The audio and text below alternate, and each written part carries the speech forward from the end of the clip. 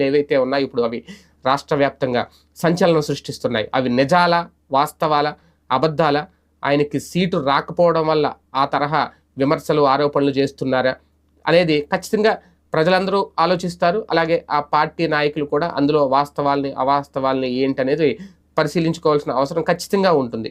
అయితే ఇప్పటికే చాలా కంప్లైంట్లు ఇచ్చాను.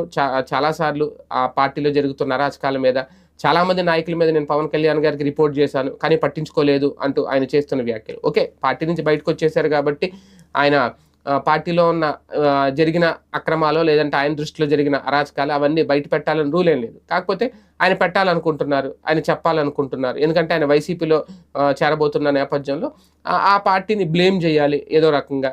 జనసేన మీద బురద జల్లేయాలి. నిన్న మొన్నటి వరకు మరి అదే బురదలో ఆయన వచ్చారు కదా. నిన్న మొన్నటి వరకు అదే బురదలో ఆయన ప్రయాణం చేశారు కదా. ఇప్పుడు బయటకు వచ్చేసి ఆ బురదను కడిగేసుకోవాలి.